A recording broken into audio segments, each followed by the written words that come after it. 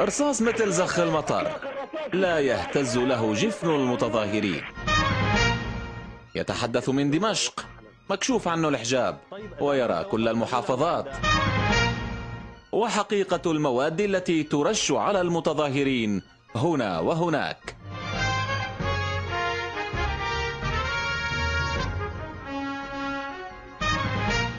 فيديوهات المظاهرات في سوريا إذا عرضت كما هي بات مقاسها ضيقا على طموحات من يريد أكثر من ذلك في سوريا، فأصبح لابد من تعريضها وتطويلها، وهذا مثال.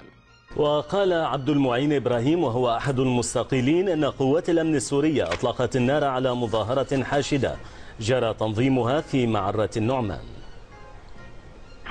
مع اطلاق الرصاص، اطلاق الرصاص بشكل عشوائي على المتظاهرين.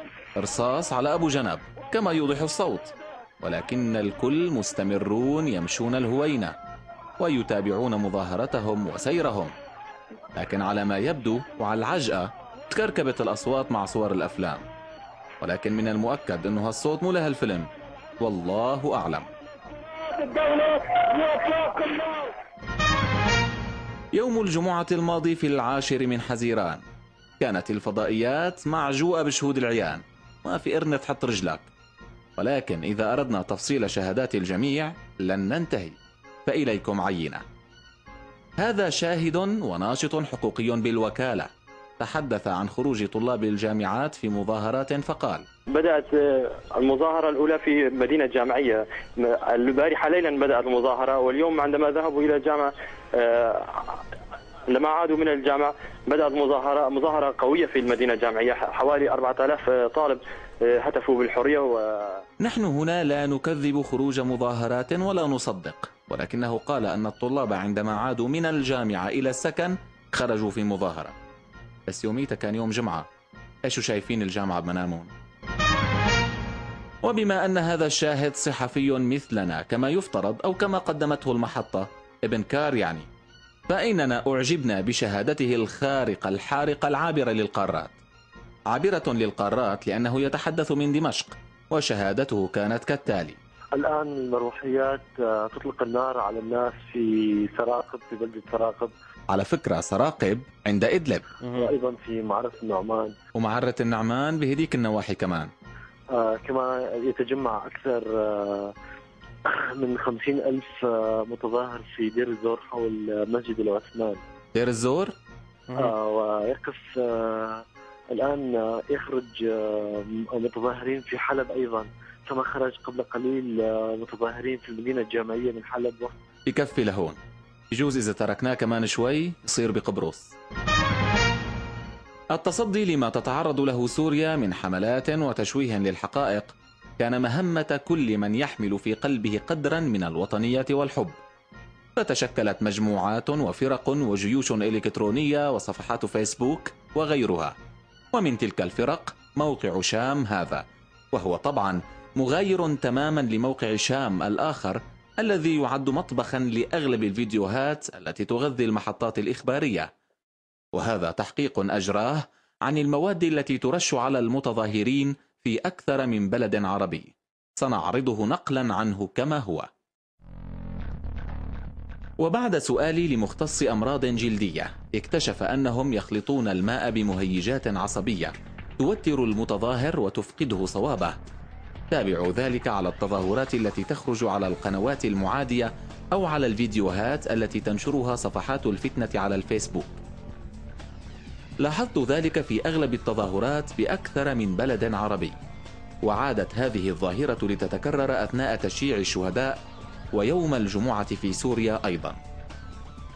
كانت المرشات واضحة لمشاهدي التلفزيون، بالإضافة إلى أن هناك أنواعا من بخاخات الرذاذ المنشطة الصغيرة من نوع الأنفيتامينات تحمل في الجيب وتخلط بالماء.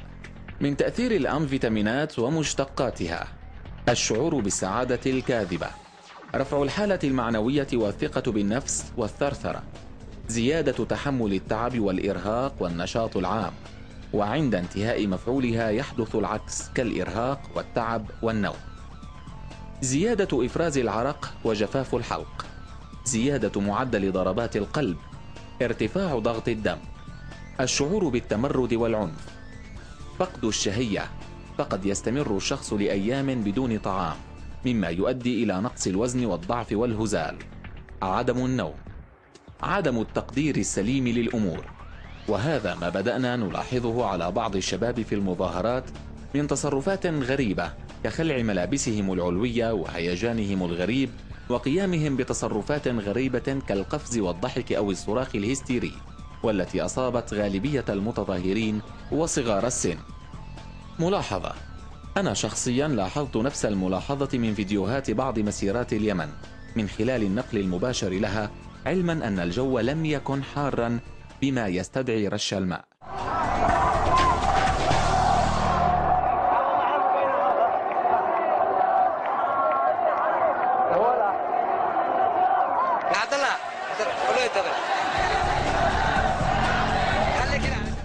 ملاحظة هامة: الفيديو الشنيع الذي تم عرضه لشنق أحد رجال الأمن في مدينة حماه يظهر لمن ينتبه أحد الأشخاص يصعد على عمود الكهرباء ولا يقوم بشيء إلا رش سائلا ما من قنينة ثم يعود بالنزول.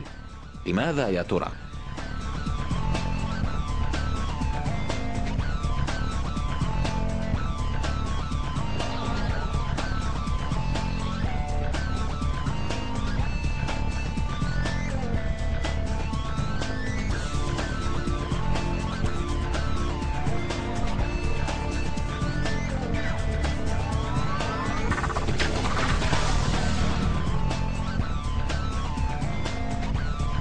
ملاحظة أخرى: رش مادة غريبة شبيهة بالماء على المشيعين في دير الزور.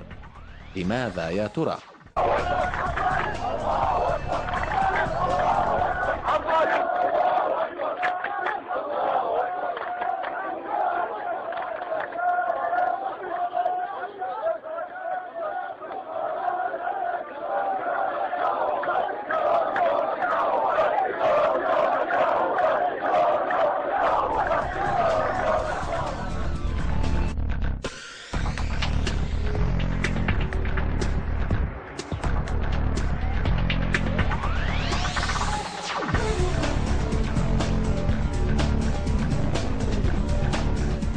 شالونا ان المخربين صاروا يرفعون على كتاف المخربين وشو اسمه، بعد ما اخذونا المخربين يعني انه نص صار يشيلون هيك يزتوه انه هيك ويزتوا مي اشياء ضاره، انه هيك ويزتوا مي اشياء ضاره، وانه هيك ويزتوا مي اشياء ضاره ويوزع دخان كمان. هذا إذن يؤكد الرواية التي تقول إن هناك من كان يستغل المظاهرات السلمية ليحرفها عن هدفها، فكانت الأدوار تتوزع، البعض يطلق النار، وآخرون يصورون ويرسلون، وآخرون يرشون مواد كالتي سبق ذكرها. لم يتبقى الآن إلا أن نشكر من قام بالملاحظات السابقة، مشجعين كل من يجند نفسه للدفاع عن سوريا بكل الوسائل والطرق، والله من وراء القصد.